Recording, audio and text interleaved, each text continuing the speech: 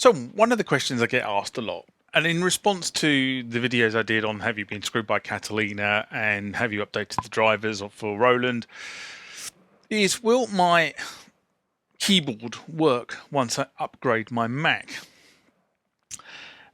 And that's a very good question. And it's actually a simple one to answer. But before we get into that, normal parish notices. So if you haven't subscribed to the channel and you enjoy videos like this, subscribe! If you want to be notified when the videos appear, that's the bell icon. If you enjoy this video, you know what? Give it a thumbs up. I really enjoy thumbs up. Leave a comment below. I read them. I respond to them. And if you haven't already done so, support the channel for less than the price of a cup of coffee. The address is down there, as are the Instagram and Facebook feeds. That's where all the channel announcements happen. But right now, back to that video. So as I said, actually finding out whether your application will work on your Macintosh is actually relatively simple. And they haven't been called Macintosh for years, and I know that, but I still call it a Macintosh. It's a simple thing to do, and I'm going to walk you through it. I know it's on this screen here, but I will actually have this screen up here somewhere so you can see what I'm doing. But effectively, if you haven't updated to Catalina or you haven't updated to Big Sur and you're wondering whether your application will work, if the application is already installed on the Mac, it's really easy to check. First thing you do is you whip up to the top of the screen here and you say about your Mac. And up will come a display which is not displaying particularly well on the camera, but you've got this display. Now I'm already on Catalina, so I know everything that's on this Mac works. But if you didn't, if you were still on the prior version of the Mac operating system, then this is what you would do. You then run this system report application and you scroll down to the area that says applications and you click on it. And after a couple of minutes, it does take a while to load. Effectively, you get the names of the applications that are installed on your Mac, and it's listed effectively here, and you'll see it. Again, you can't see it because of the lights and what have you on the screen, but you will see it at the side here. You'll see effectively the applications. And what you're looking for is this bit I'm highlighting here, which says kind, okay? And what kind effectively means is it 64-bit or is it 32-bit? And that's what you're looking for. And unfortunately, there's no simple way of doing this. You can't filter it. You just have to scroll through. Now, I know I've got somewhere it's a little bit different. So if I just sort by name, so that I'm at the tail end of my application list, and then I whiz down, and there should be some Roland installers down here somewhere. Uninstallers, there they are. And the reason why I've gone down to those is because it's the only place on my Mac where I actually have something that says 32-bit, 64-bit. And now these are actually 64-bit uninstallers, otherwise they wouldn't uninstall the application. And these are drivers effectively for the Roland Aria gear. But the reason I've done that is because if you look here, and again, you can't see that on this screen, but if you look at that, what it's actually saying is 32-bit, 64-bit. Now, that's what you're looking for, but what you're really looking for in this area is you're looking for something that says 32-bit. Because if you see a driver there that says 32-bit or an application that says 32-bit, the answer is it's not going to work if you do an update to Catalina or Big Sur. Simple reason is that Apple have dropped support. I've said it many times over in questions and answers and have you been screwed by Catalina, etc. And will you be screwed by Big Sur, I suppose, is the next one that should come off this. The honest answer is that if you see where it says kind on your screen, the fact that it is saying you have a 32-bit driver, then pound to a penny, it's not going to work. So you need to go back to the manufacturer and you need to go to the manufacturer and see if there are drivers available. So that's the effectively the computer side of it. That's what have I got now, and will it work if I upgrade it? And if the answer is no, then there is a process that you need to go through. And this is kind of the process you need to go through. So I've just moved over here and sat down because it's easier to do this bit when you're sitting down. So I showed you how to do the computer bit. So you now understand what drivers don't work and what drivers do work on your computer. So the first thing you need to kind of do at this point is make sure you've got auto update switched off on this thing. I'm sure if you haven't already got Big Sur or you haven't got Catalina, you've already done that. But you never know. It's always worth checking. So you go into the App Store and you switch off auto updates. So that's quite important to get auto updates switched off. So once you've done that, your computer is no longer going to download updates automatically and install them while you're not thinking about it. But as I said, if you manage to get to this point by now, the chances are you've got that switched off because you haven't got Catalina and you haven't got Big Sur. Or you might have Catalina and you haven't got Big Sur. Now, I have purposely not installed Big Sur. And I haven't done it because I still need to do an assessment of my equipment against Big Sur and the changes that have been made.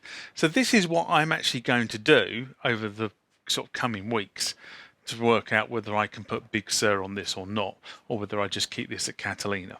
At some point in 2021, I want to buy a new Apple Mac. This machine here is 6 years old. No, it's not. It's 5 years old now. And to be honest, it still works exactly the same as it did when I bought it 5 years ago. The only difference is it did have a bit of a spat at about 2 years where the motherboard decided to go into sort of a complete meltdown. But other than that, and Apple replaced it, it's done quite well. So yeah, auto updates off. So this is the bit where it gets really interesting. You need to do a gear audit. What do I mean by gear audit? Well, it's very, very simple. You list all the pieces of equipment that you own, and then you look for things like, does it have a USB interface? If it has a USB interface, does it require the USB interface to work? Do you have to install drivers to make it work? What version of firmware are you running? What version of drivers are you running?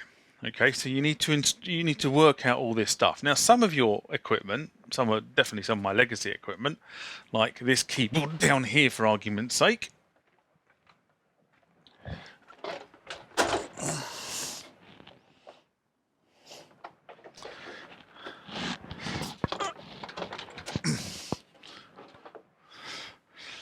Just about to have a wiring disaster.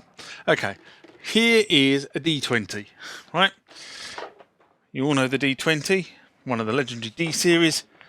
And as you can see, if you look at the back of this, it doesn't have any USB interface to it. Whoopee-doo. That doesn't tick number one on does it have a USB interface. So I know that that will work because the way it interfaces with my computer is via a USB to MIDI interface. So it's the USB to MIDI interface I've got to worry about, not the keyboard, which is actually quite a good thing for legacy equipment. And I'm just looking around here and seeing if I've got something else that I can actually plug in. And the answer is no, I don't have anything immediately to hand to give you a demonstration. But for argument's sake, if you had a MIDI keyboard or a MIDI controller, that requires the computer to work in a lot of instances, because the modern controllers now some of them don't actually have MIDI sockets on the back of them. They have a USB socket, and the way they work is effectively they pass the MIDI signals to the computer, and then the computer distributes the MIDI signals to the instruments based on either the instruments being plugged in directly via USB or through a MIDI to USB interface. So either way, those might not work, especially if they have to have drivers. So the first thing is the gear audit. So you've done the gear audit. The next thing is to establish a priority. What do I mean by priority? What I mean is work out how important the piece of equipment is to you.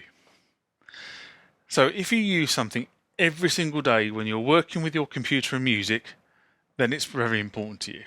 If you get something out of the cupboard once in a blue moon, it's not that important to you. And in actual fact, you then need to sort of work out whether actually it's important to your music production anyway. Now, I rotate stuff in and out, so I use everything on a regular basis, or I used to when the studio was live. Now it's packed down, and especially now, this is post-Christmas 2020-21, and we can't go anywhere because the UK is in lockdown again. But I would be going down to the lockup once every 4 or 5 weeks and putting some keyboards back and taking some keyboards out so I could have them here. But that's just me. Okay, but you need to establish a priority. And the reason why I've said you need to establish a priority, because you need to understand what is the impact of something not working for you. So if you wanted to move to a later operating system, what would be the impact? Because now you know what equipment you've got. Now you know what stuff works by USB. You can start to work out whether there's an impact. The next part of this really is all around working out whether the drivers are available. So if you've gone through the computer audit, like I showed you right at the beginning of this video, you know what drivers are not available and what drivers are available. Now you've got to work out whether there are drivers available to update if you do the computer update. Now, unfortunately for some, the whole driver update thing is going to be a right royal pain in the arse. And the reason for that is because you've got a lot of equipment and you've got to go through every single piece of equipment. You've got to go to the manufacturer's website, you've got to go to support, and you've got to see if there's new drivers that can be downloaded. And if you haven't got, let's start again. If that piece of equipment's gone out of support, then it's likely that that piece of equipment is not going to have new drivers. And this is what the whole concept of the Roland video was all about, because Roland have had a number of pieces of equipment gone out of support, and their stance has been, if it's no longer in support, we're not going to update the driver sets. And therefore, if it was originally written in a 32-bit, it's not going to work going forward. So what you kind of need to do is you need to go to the website of the manufacturer, and you need to look for a couple of things. And one of them is you need to look at the date the last driver was issued and against what version of the operating system. And what I will do is I'll put up here is a wiki page from Wikipedia that actually lists, so you can see it. You can go to the relevant page yourself, but so you can see what it is. And the reason I'm putting it up there is because if you follow the operating system across, it will tell you what date it was released, and then you can make a judgment on whether that operating system was predominantly 64-bit, fully 64-bit, and you'll see a 32, 64, 64, 32 in the relevant column, and it's going to be up there so you can see it. Okay, now if the last driver that was written for your piece of equipment was against the 32-bit, the answer is it's not going to work. If it was written against a 3264 and it's a newer driver than what you've currently got, it may work. If it was written against a 64-bit version of the operating system, you may have more chance of it working than if it was against a 3264. But there's no guarantee it will work. And that's the unfortunate point. So it's kind of at this point you're starting to sort of get into when was something written. You'll be able to qualify some stuff straight out. And other stuff that has been working because Apple have had 32-bit support may no longer work because of that, but there may be a 64-bit driver that they've written in the intervening period, and you may be able to upload that onto your machine and it will all work again. So that's kind of what you have to do. And you'll then form a list, and that list will tell you what will work, what will not work, what may work, and then you can form a judgment about whether you want to take the chance of uploading or upgrading your machine to Catalina or Big Sur. And that's the routine that I'm going to go through. Now, I'm slightly advanced in that because I do actually have a list of all my equipment. What I don't have is a list of all the drivers and firmwares I've got installed on that equipment. So I will have to go through and do this exercise, and it's one of those things I've just been putting off for about a month now. I was going to do it over Christmas, but I decided not to do an awful lot over Christmas. I played with a few pieces that I've been wanting to play through, so you might have seen the CX5 video. But I haven't done this, and there is no hurry for me to upgrade to Big Sur from Catalina, so I'm sort of okay with that. But that's what you need to do.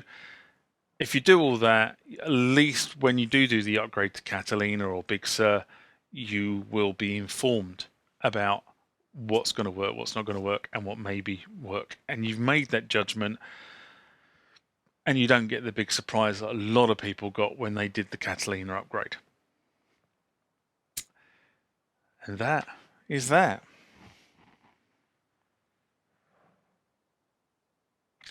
And on that note, I'm going to say thanks for watching. Hopefully this has been helpful to you. If it has, big thumbs up. If not, oh well. And I'll leave you with my standard greeting of live long and prosper. See you next time. Bye-bye.